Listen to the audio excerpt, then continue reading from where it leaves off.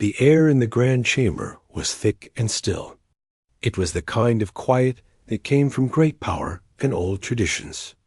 Light came from the walls themselves, a soft blue glow that made the polished floors shine. In this huge room, hundreds of beings gathered. They were the members of the Galactic Council. Some had scales that shimmered like oil on water.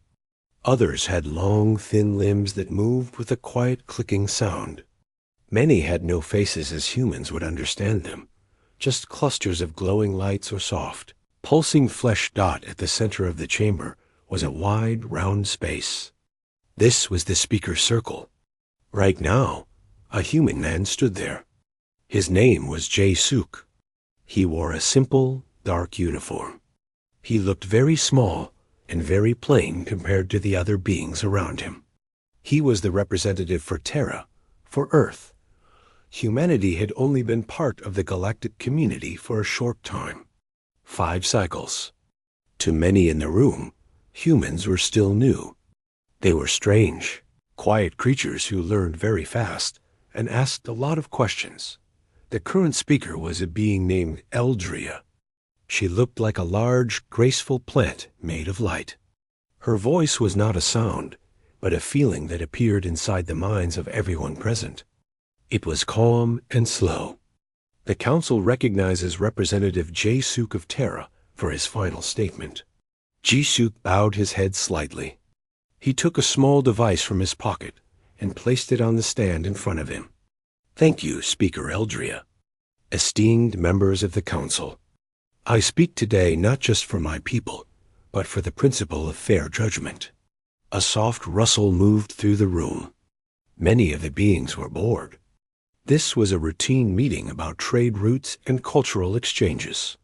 The humans' request for a seat on the important Xenocultural Oversight Committee had been a small surprise, but not a major event. The committee watched over new species and helped them join the galaxy. It was a job that needed wisdom and patience. Most council members did not think humans had enough of either. Suk continued. We believe our unique history gives us a perspective that could help the committee. We have known great conflict.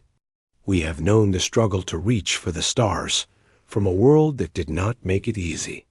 We understand the mechanisms of growing into a galactic civilization. From a high platform to the left, a new voice entered the room. It was a sharp, clear sound like breaking glass. It came from Ambassador Calyx of the Viridian Hegemony. Calyx's body was made of a kind of living crystal. Light moved inside it in complex patterns. The Viridians were very old and very logical. They were famous for their perfect laws and their love of order. A perspective of conflict is precisely the concern, Calyx stated. The translation device made his voice sound cold and without feeling. The Terran petition has been reviewed, but a new proposal is now before the Council. I have submitted it with the support of the Sixian Bloc and the Glevan Consensus. Suk's face did not change, but he stood a little straighter. He had not heard about a new proposal. Calyx went on. The proposal is for a moratorium, a pause. All human expansion beyond your current 3-star systems should be stopped. No new colonies. No new exploration ships. For a period of no less than 10 standard cycles. This time, the rustle in the chamber was louder. A few low hums of surprise echoed. A moratorium was a serious thing. It was a word used for plagues or rogue artificial intelligences. It was not used for a species that built schools and trade stations. Suk felt a cold knot form in his stomach. On what grounds? He asked, keeping his voice level. On the grounds of galactic stability, Calyx replied. Your species' historical records show a terrifying pattern. You do not solve problems through careful negotiation or accepted protocol. You improvise. You break things. You see a wall, and instead of going around it, you smash through it and then use the pieces to build a bridge. This is not predictable. It is not safe. Ji-Suk took a slow breath. You are punishing us for being effective? We are containing a potential risk, Calyx corrected. Your rate of technological adoption is alarming. You took our basic plasma conduit designs, and within 2 cycles, you had improved their efficiency by 18%. For what purpose? You took the Glevin mineral scanners and modified them to look for historical battle sites on dead worlds. Your curiosity is boundless and has no clear direction. It is like a fire. It may warm one house, but it can burn down a forest. Some in the chamber made signs of agreement. A flock of the Evixians, bird-like creatures with brilliant feathers, fluttered their wings in a specific pattern that meant truth heard. Ji-Suk looked around the vast room. He saw no friendly faces. He saw curiosity, cold assessment, and in many cases, a simple lack of care. Humanity was too new, too different.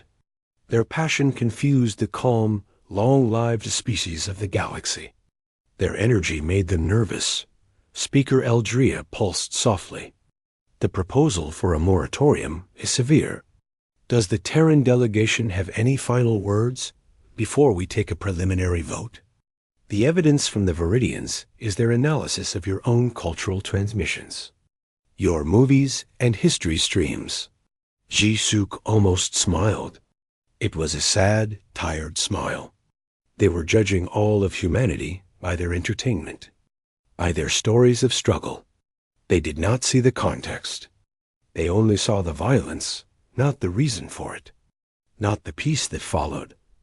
We do have final words, Ji-Suk said. He tapped the device on the stand. The Viridians use data. So will I, but not data from our stories. Data from reality. 3 cycles ago, on the fringe world designated PX991, a first contact scenario occurred. It did not involve a new intelligent species. It involved a known danger. The incident was recorded. All parties agreed to keep it secret to avoid panic. I am releasing that recording now, with the permission of the other survivors. A new kind of silence fell. This was not boredom. This was interest. A secret? A known danger? Calyx's crystalline form flickered. This is irregular.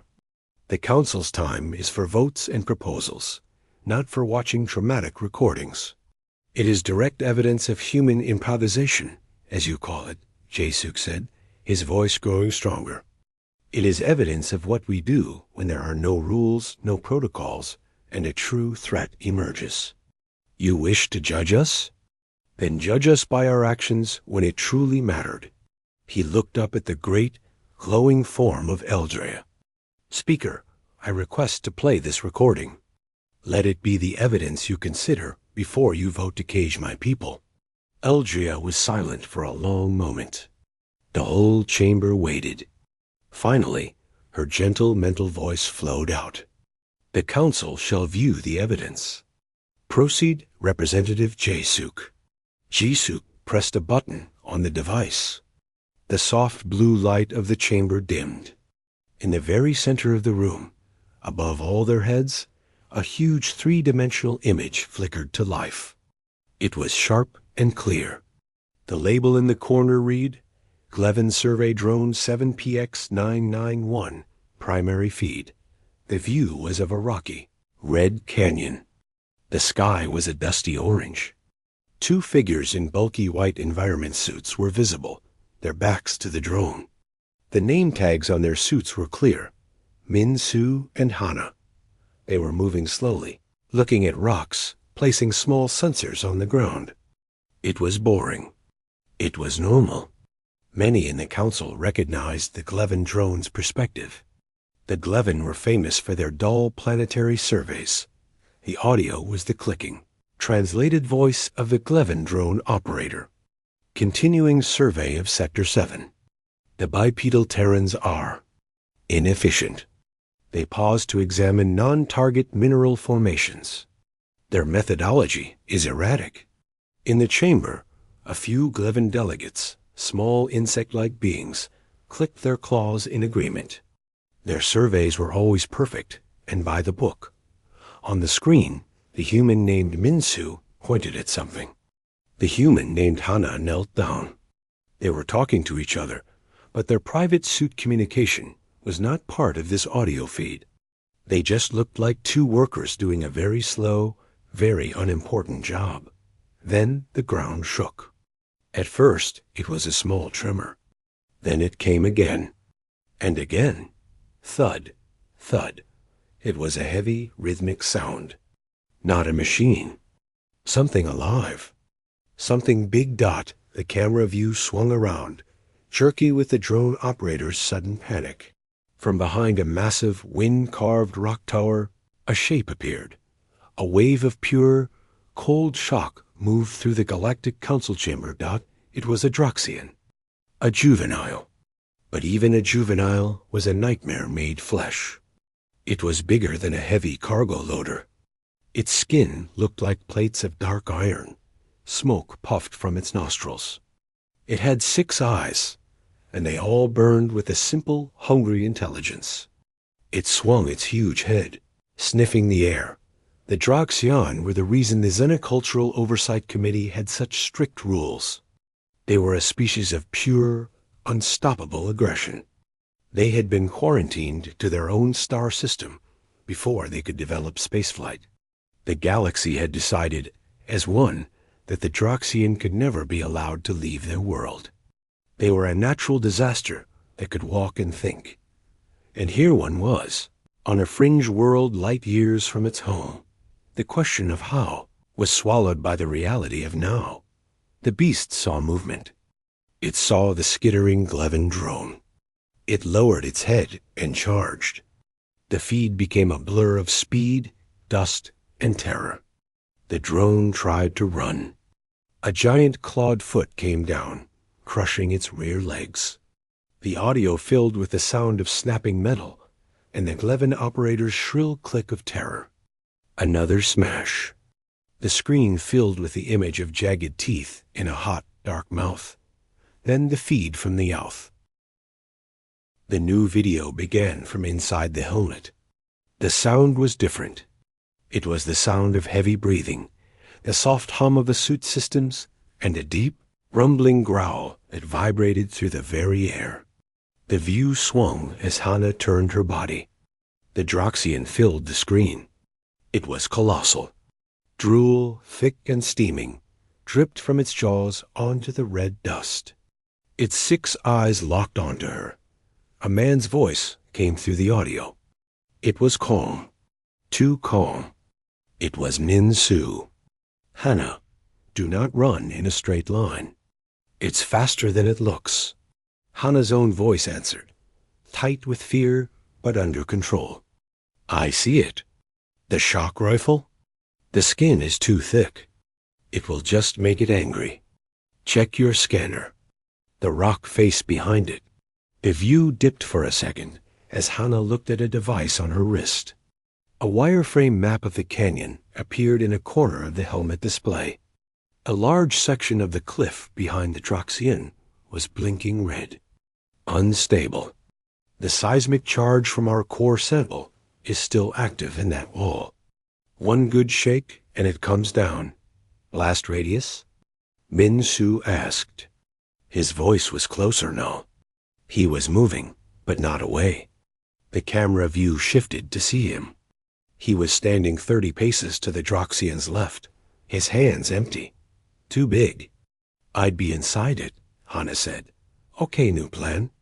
Look to your right. The silica spires. The view panned. Near the canyon wall was a cluster of tall, thin rock formations.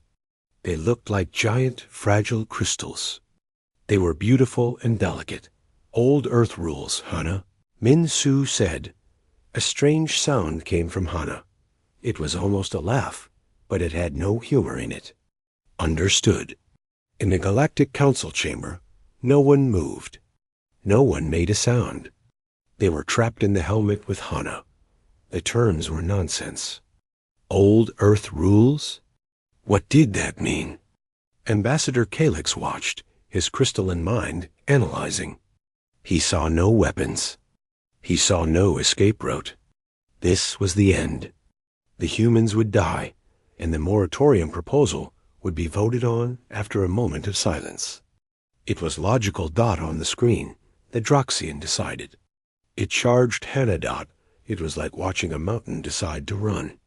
The ground shook. Dust plumed. Its speed was impossible for something so large. Hannah did not freeze. She moved, but she did not run away from the beast. She ran to the side, toward the fragile silica spires. Her running was not a sprint. It was a jagged, unpredictable dash. She zigged behind a boulder, then zagged out the other side. A Droxian thundered after her, its great claws digging trenches in the earth. It was faster, but it was bigger and could not turn as quickly. It skidded, sending a wave of dust ahead of it. Now Min-Su acted. He raised his arms, and his suit's external speaker emitted a sound. It was a terrible, piercing screech. It was a sound meant for breaking up ice or shattering rock samples. It was painful even through the council's speakers. The Droxian flinched. It was a small thing. One of its heads twitched toward this new annoyance, this loud, scratching noise. Its charge slowed for just a heartbeat. That was all Hannah needed. She reached the base of the silica spires. She spun, her back against a solid rock column. She raised her left arm. On her wrist was not a weapon, but a tool. A mining charge launcher. It was for breaking up large ore deposits. She aimed, not at the Droxian, but at the bottom of the largest, most delicate-looking spire. She fired. A small metal puck shot out. It struck the base of the spire with a sharp crack. It was not a big explosion. It was a precise, focused burst of energy. For a second, nothing happened. The Droxian recovered, turning back toward Hannah, its mouth opening wide. Then a new sound filled the audio. A deep, groaning snap. It was the sound of a giant tree breaking. The silica spire, taller than the Droxian, shuddered. A web of cracks exploded from its base. Then, in a shower of glittering fragments, it fell directly onto the Droxian's back. The beast roared. This was not a growl of hunger. It was a shriek of surprise and pain. The weight was immense. The spire shattered completely on impact, but the main trunk of it, thick and heavy, pinned the Droxian's hind legs and slammed into its spine.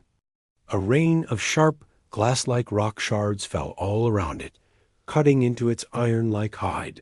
The Droxian stumbled. It tried to rise, but the weight and the sudden shock confused it. It thrashed, its great tail whipping and smashing more rocks to powder. "Now, Hannah!" Min-Su yelled. He was already running forward. What happened next was not an attack. It was a job. A difficult, dangerous job. While the creature was stunned and partially pinned, the two humans closed in. They did not have guns drawn. They had cables. Thick, black, industrial polymer cables from their survey kit. They were used for pulling equipment or securing heavy loads. Min-Su threw one end of a cable to Hannah. She caught it. They moved around the thrashing beast like workers tying down a cargo container during a storm. They did not try to touch it. They used the fallen rock as an anchor. Min-Su looped a cable around a thick piece of the broken spire. Hannah ran the other end around the Droxian's front leg as it clawed at the ground. They pulled it tight, using a small winch on Min-Su's belt. The beast's leg jerked, pulled back against the rock dot. It roared again and tried to turn its head to bite Min-Su. Hannah launched another mining charge. This one hit the canyon wall above the beast, bringing down a small slide of rubble that dusted its head and made it blink and snort in confusion. "Don't hurt it," Min-Su called out.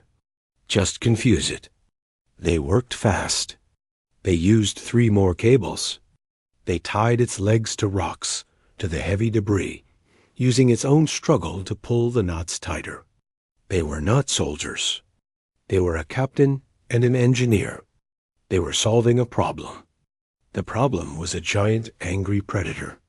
Their solution was to take away its ability to move. Finally, the Droxian was mostly immobilized. It could still writhe and roar, but its legs were tangled and anchored. It was trapped by its own weight, and the clever knots of the humans. Min-Su approached its side carefully. The beast snapped at him, but its head was limited. From his belt, Min-Su pulled a long, heavy-duty injector. It was part of their emergency kit, meant for large native fauna in case of an attack. A veterinary sedative. Easy, big guy, Min-Su murmured, his voice soft on the audio. Just a nap. He waited for a moment as the Droxian strained against a cable. As its hide stretched, he saw a gap between the thick plates.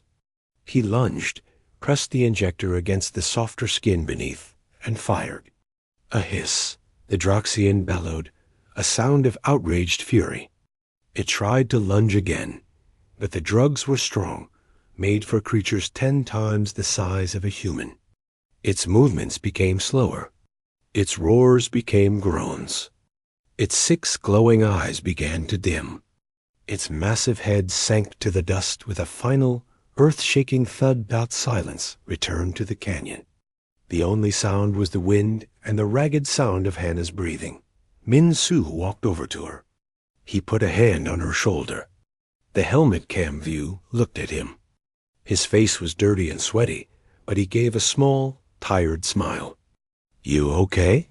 Hannah nodded, putting her hands on her knees. "Yeah, I think so.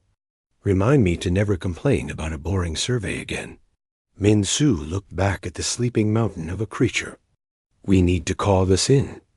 Quarantine enforcement is going to have a lot of questions." He then looked at the wreckage of the Glevan drone. His smile faded. "And we need to find the Glevan operator. They were in a shelter about a click east. I hope they're okay." The video feed held on the scene for a few more seconds. The peaceful, dusty canyon, the towering rock walls, and in the middle of it, a legendary monster tied up with cables and put to sleep by 2 people who had come there to look at rocks. Then the screen went dark. The lights in the grand chamber slowly returned to their normal soft blue glow. No one spoke. The silence was heavier than before. It was filled with a new kind of shock. It was not the shock of violence. It was the shock of understanding that every being in the room had relived the last few minutes. They had not seen superior technology. They had seen the opposite. They had seen technology used incorrectly. A seismic charge became a trap. A mining tool became a weapon. Cables became restraints. An animal sedative became a way to stop a galactic threat. They had seen 2 humans face a Droxian, a creature that entire councils feared, and they had not fought it. They had solved it. They had used the canyon itself as a tool. They had used noise and movement and simple physics. Ambassador Calyx felt his logical mind struggling. The data did not fit. The humans should be dead. The probability of success was 0.001%. And yet, they were not only alive, they had captured the creature alive. They had even expressed concern for the missing Glevan. It was illogical. It was impossible. He looked at Jae-Suk, the human representative. Jae-Suk was standing quietly, his hands clasped in front of him, waiting. He did not look proud. He did not look angry. He looked like he had just shown them a simple fact. Like the color of the sky, Speaker Eldria was the first to break the silence.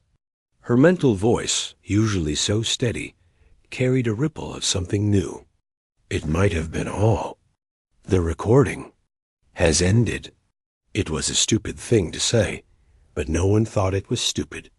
Someone had to say something. The representative from the Glevan consensus stood up on its small platform. Its clicking voice was translated. The Glevan surveyor was recovered. unharmed, the humans.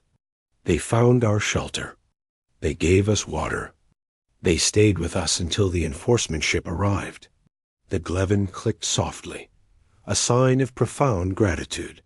They did not need to do that. The Evixians, who valued bold asterisk. The blue lights of the grand chamber felt different now.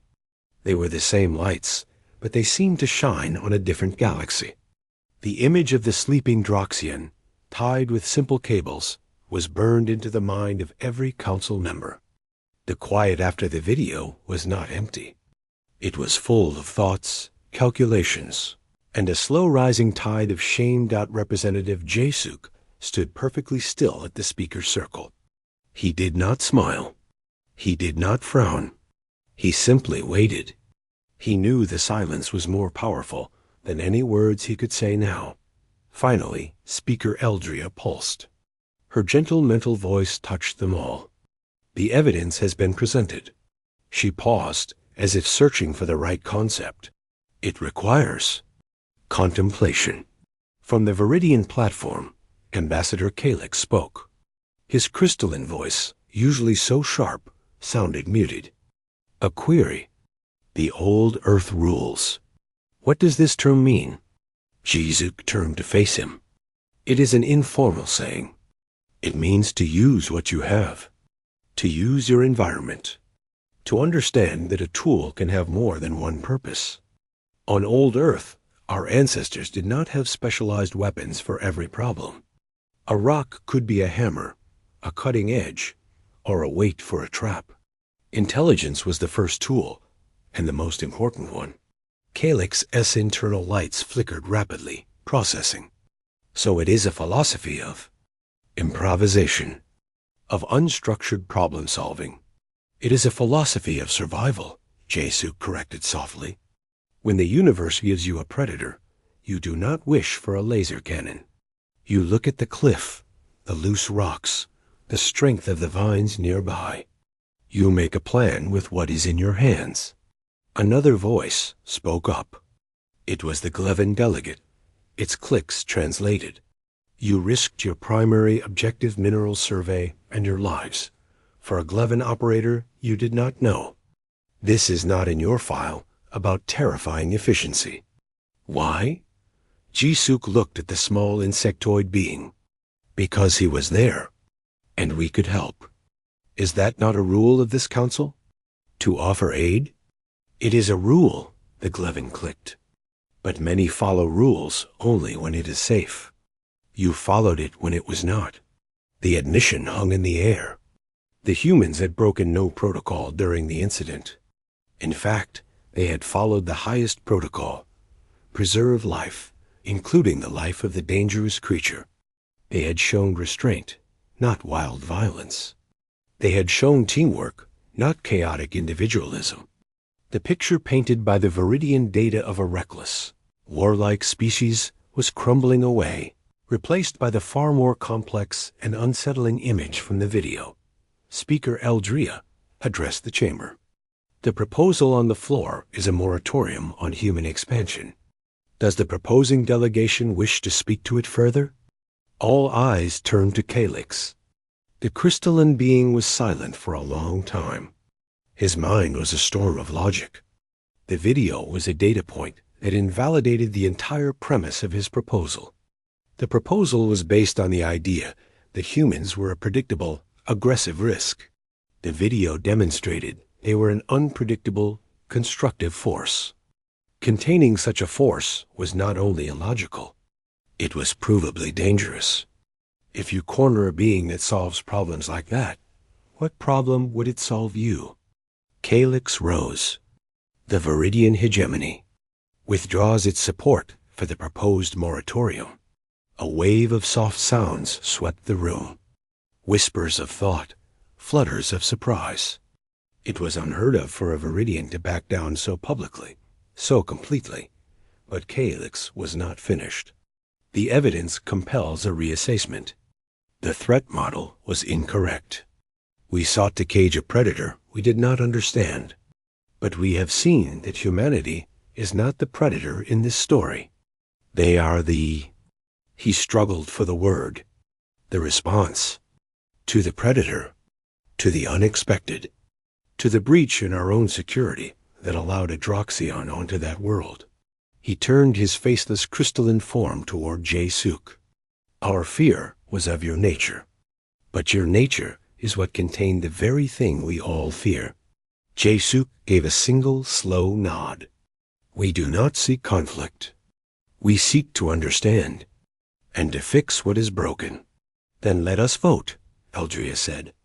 Not on the moratorium, which is withdrawn, but on the original human petition, for a seat on the Xenocultural Oversight Committee. All in favor? In the Galactic Council, votes were usually a mix of lights, colors, and mental pulses. This time, the response was different. It was swift. It was unanimous. No lights opposed. No colors of dissent flashed. From the Evixians to the Sixians, from the deep-sea delegates to the methane breathers. The answer was clear. The petition is granted, Eldria announced. And her voice carried a note of finality that ended the old argument forever.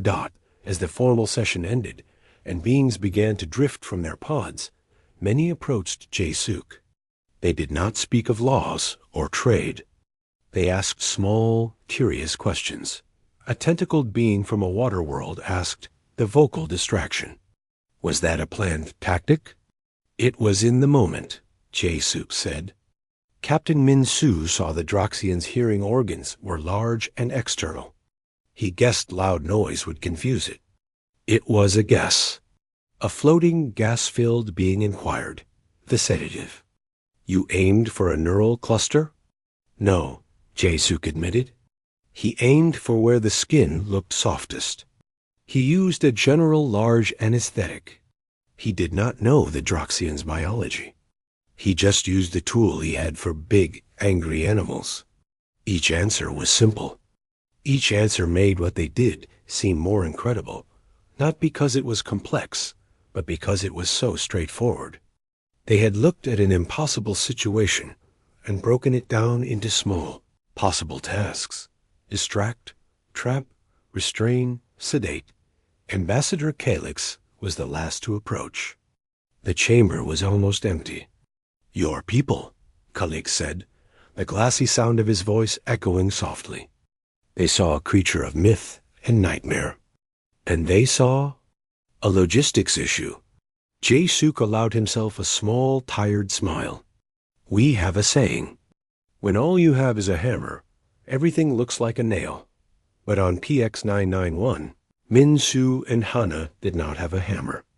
They had a launcher, some cable, and a loud noise. So they did not see a nail. They saw a loose shelf that needed propping, a load that needed securing, and an animal that needed calming down. They just happened to be the same problem. Calyx absorbed this. The translation was imperfect, but the meaning was clear. Humans redefined the tools and the problem in real time. It was a terrifying and magnificent skill. The committee will benefit from your perspective, Calyx stated formally. Then he added more quietly, I believe we all will. As Jae-Suk gathered his simple device, he looked at the now dark central holodisplay. He thought of Min-Su and Hana, who were probably on another boring survey mission right now, unaware they had just changed the course of galactic history. They had not done it with a grand speech or a powerful weapon. They had done it by being exactly who they were, two people who saw a problem and refused to believe it couldn't be fixed. He walked out of the grand chamber. The galaxy had scoffed at the idea of banning humans. Now, they were quietly, urgently starting to wonder what other old, simple rules from Earth might apply to the vast, complicated, and sometimes very dangerous universe they all shared. The story of the Droxian was over. But the story of humanity, and what it meant to have them in the galaxy, had just begun. 3 standard cycles later, the changes were small but steady. The human, Jae-Suk, now sat on the Xenocultural Oversight Committee. His seat was not at the head of the table, but it was no longer by the door. He listened more than he spoke, his notes taken on a simple pad of paper, while others used thought recorders or light projectors. The committee was reviewing a standard report. A new species, the delicate, fern-like collie, had been discovered on a humid world. They were peaceful, artistic, and showed early signs of sentience. The standard protocol was to establish a quiet observation post and wait a few hundred years to see if they developed language and technology on their own. The Sixian delegate, a being of swirling gray mist, presented the plan. We will monitor. We will not interfere. Their development must be pure, untouched by external influence. It is the way. Other delegates made soft sounds of agreement. It was the way it had always been done. Purity of culture was a sacred concept to the older species. Jae-suk raised a hand. A question. The report says their world has a volatile core. Geological surveys predict increasing tectonic activity. Unstable. The Sixian delegate swirled. This is true, but it is their world. Their challenge to overcome, or not. To interfere is to alter their natural path. Jae-suk looked at the data on his pad. The predicted timeline for major seismic events is 200 years. The Kaylee's current technology level is equivalent to using simple tools made from hardened sap. Their rate of development, if left alone, suggests they will not have even basic geology for another 1,000 years. Then that is their fate, the Sixian said, its voice like wind through rocks. To rise or to fall by their own nature. Jae-suk was quiet for a moment. He thought of old Earth, of continents shaped by quakes, of civilizations buried in ash, of lost knowledge and endless setbacks. He did not see a pure cultural path. He saw a cliff and a people walking towards it with their eyes closed because no one had yet invented the concept of a cliff. What if? Jae-suk said slowly, carefully. The goal is not to build their technology for them. What if the goal is to give them the chance to have a path at all? The room was attentive. They remembered the video. They were curious about this new human perspective. Explain, said the Glevan delegate, its clicks quick and interested. We do not give them a machine to stop earthquakes, Jae-suk said. That would be interference. But what if we introduce a concept? A seed. We know they are artistic. They carve patterns into the soft stone of their cliffs. What if we arrange the observation posts minimal waste heat to, over decades, subtly warm one particular cliff face, the one they use most? The warming causes a tiny, almost invisible pattern of cracks in the stone. The cracks, over generations of their carving, naturally form a pattern that looks like a map. A map of the underground fault lines of their own continent. The silence in the committee room was deep. It was not disagreement. It was shock at the scale of the idea. You would guide them? Trick them? Asked the Sixian, mist thickening with disapproval. I would give them a puzzle, Jae-suk corrected. A puzzle made from their own world and their own art. They would discover it. They would interpret it. They might see it as a god's message or a natural wonder, but they would see it. The smart ones among them would start to compare the map to where the ground shakes. They would make the connection themselves. It might take them 50 years. It might take 200, but they would have a clue, a chance, instead of no chance. He leaned forward. Is that not more pure? To give a species the tools to ask a question, instead of silently watching them die without ever knowing the question existed. The Glevan clicked. It is creative. It is manipulation. The Sixian insisted. Is observation not a form of manipulation? Jae-suk asked. We choose to watch. We choose not to act. That is also a choice that changes their fate. We are not neutral. We are deciding their extinction is acceptable because our rules are more important than their existence. The words were blunt. They hung in the air. The older species were not used to thinking of their non-interference as a kind of violence. The committee debated for hours. It was not a vote, but a discussion. Jae-suk did not fight. He simply presented his idea as another option, one based on a human idea of giving a hand up, not a handout. In the end, they did not agree to the warming plan. It was too radical. But they did agree to something new. They agreed to a contextual data seed policy. If a pre-space flight species was facing an existential, non-cultural threat, like a plague they could not understand or a geological disaster, the committee could authorize the placement of subtle, naturalistic clues in their environment. Clues that could lead to questions, not answers. It was a small change. A tiny crack in the old way of thinking.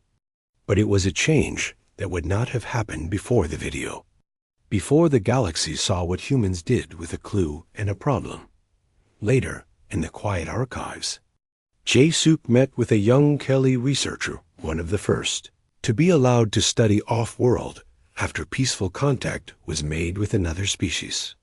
The Kelly was like a walking willow tree, its fronds shimmering with gentle light. I read of the PX-991 incident. The Kelly said, its voice a rustle of leaves. Your people tied up a monster with string. With cable, Jae-suk smiled. The idea is the same.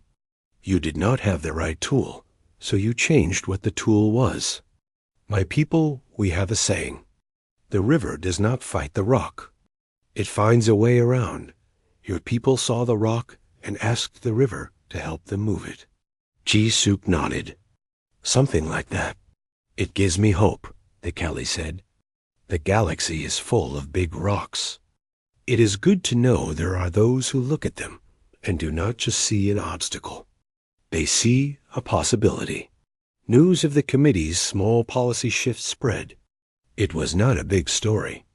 But on 100 worlds in 100 different ways, humans started being asked different questions. On a mining station run by the Evixians, a hull breach was caused by a strange, corrosive fungus. The Evixians were trying to design a new alloy to resist it. A human engineer named Choi looked at the problem, then at the station's waste processing unit. He asked if the fungus could be eaten by the bio-cleanup microbes they already used for garbage. The microbes, it turned out, loved the fungus. The problem was solved not with a stronger wall, but with a hungry microbe. On a Glevan survey ship, a navigation computer failed in deep space. The Glevan began the long, meticulous process of diagnosing the exact fried circuit. A human communications officer named Bay asked if they could use the distress beacon's simple pulse, timed against the known pulsars in the area, to manually calculate a rough position and fire the engines just enough to get them into the gravity well of a nearby star, where they could coast and be found. It was not precise. It was not by the book. It worked. Slowly, the label began to change. Humans were not terrifyingly efficient. They were contextually adaptive. They were not unpredictable risks. They were lateral thinking assets. Ambassador Calyx watched the reports come into the Viridian hegemony. He thought of the human saying Jae-suk had told him about the hammer and the nail. Calyx now understood. The galaxy had been trying to decide if humanity was a hammer. They were not. They were the hand that picked up the rock, the stick, the vine, and the strange mushroom and asked, "What can we build with this?" It was, he had to admit, a much more useful thing to be. 5 cycles after the video played, the grand chamber was full again. This time, it was not for a trial or a vote. It was for a ceremony. The mood was different. There was a quiet hum of respect, and a flicker of something that might have been warmth in the cool blue light. Speaker Eldria stood at the center, her luminous form casting soft patterns on the floor. Before her stood Captain Min-soo and Engineer Hannah. They wore simple, formal versions of their exploration uniforms. They looked uncomfortable. They were not people who enjoyed big ceremonies. They preferred rocks and quiet engines, we gather. Eldria's mental voice flowed through the chamber to recognize an action that redefined understanding. Not with weapons of great power, but with tools of the mind and spirit. For exceptional valor and decisive action in preserving galactic peace, the Council bestows its highest civilian honor, the Star of Serene Wisdom, upon Captain Kim Min-soo and Engineer Park Hana. A platform floated forward. On it were two small objects. They were not metals in the human sense. They were living crystals, like tiny captured stars, that would pulse gently in rhythm with the wearer's life force. They were beautiful. Min-soo and Hana bowed as they were given the stars. They clipped them to their uniforms. The crystals glowed with a soft, steady light. You may address the Council, if you wish, Eldria said. Hana and Min-soo looked at each other. Min-soo gave a small nod for her to go first. Hana cleared her throat. Her voice was quiet, but clear in the vast room. Thank you. We were just doing our jobs. We had a survey to finish, and, well, the Droxian was in the way. A faint ripple of what might have been galactic laughter moved through the assembly. We used what we had. Anyone would have. That was the thing. The Council members thought, no, anyone would not have. That was the point. Min-soo spoke next. We are grateful for the honor, but the real credit belongs to the training we have. Not just starship piloting or geology. A training to stay calm, to work as a team, to see everything around you as a potential part of the solution. That is a very human kind of training. We are proud to share it with the galaxy now. They bowed again and stepped back. The ceremony was almost over. But then, from the Viridian platform, Ambassador Calyx rose. He was holding a small data crystal. If the Council permits, Calyx's crystalline voice rang out. I have one further piece of evidence to present. It is related to the PX-991 incident. A wave of curiosity swept the room. Ji-suk, sitting with the committee members, felt a small twist of worry. What was this? Eldria pulsed her consent. Proceed. Calyx placed the crystal into a reader. The central holodisplay lit up again. But it was not the canyon. It was a medical bay on a quarantine enforcement ship. The date stamp was 2 days after the incident. In the center of the bay, held in a powerful stasis field, was the juvenile Droxian. It was awake. It was calm. A human in a medical coat was in the frame. Her namatag said Dr. Lee. She was standing outside the field, holding a datapad. She was not afraid. The audio played.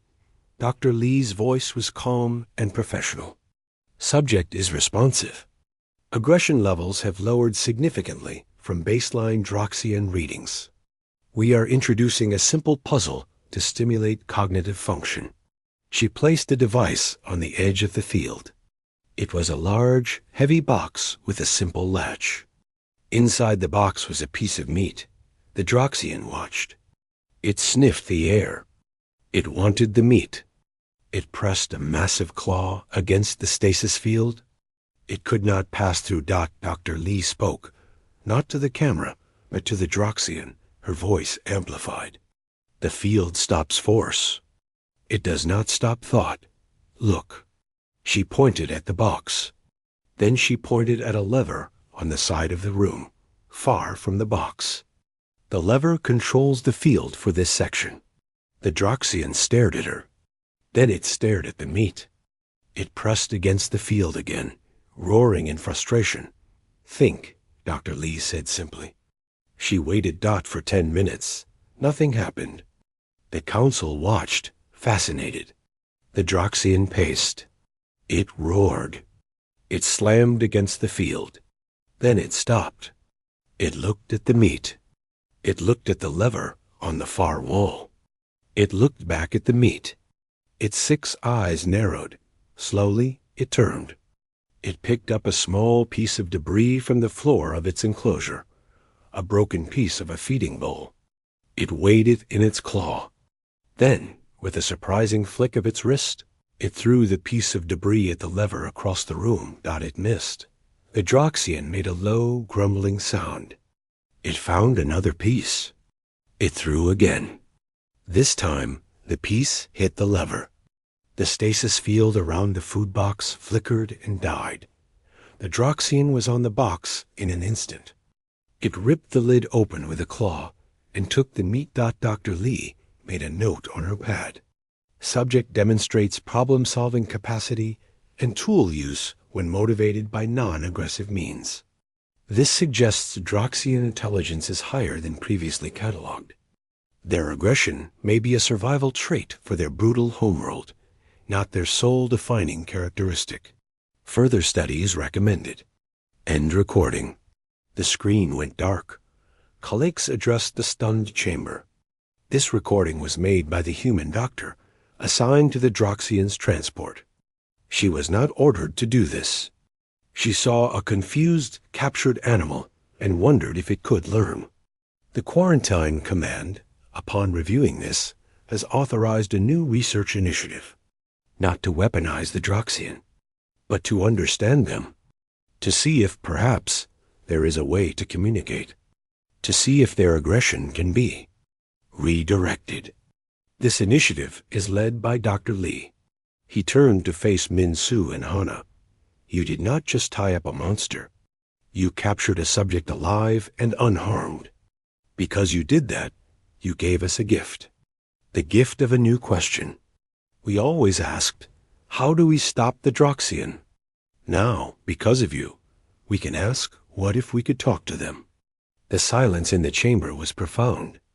The video from PX-991 had shown the Council what humanity could do in a moment of danger. This new video showed them what humanity could do in a moment of peace. They saw a monster and wondered if it was lonely. They saw a problem and wondered if it was just a misunderstanding. Speaker Eldria's light glowed brighter than anyone had ever seen. The lesson continues, she said, her voice filled with a depth of emotion few had ever heard. You came before us fearing a man. You showed us survival. Now you show us compassion, not just for your own, but for the very thing that threatened you. She looked out at the hundreds of species. The galaxy scoffed at banning humans. We were fools.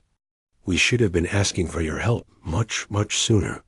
It was not an official declaration. It was better. It was the truth, spoken aloud.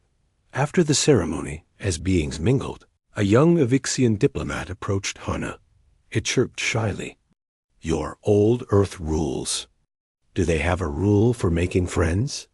Hana smiled, a real warm smile this time. She looked at Min-Su, then back at the young bird-like being. Yes, it's the first rule, actually. Be curious. And be kind. The human story in the galaxy was no longer about proving they belonged. It was about showing what belonging could mean. They had brought their rocks and their string, their loud noises and their quiet questions. And the galaxy, once so cold and distant, was beginning to learn. It was starting to look at its own cliffs, its own monsters, and its own levers and ask, in a very human way, what can we build with this?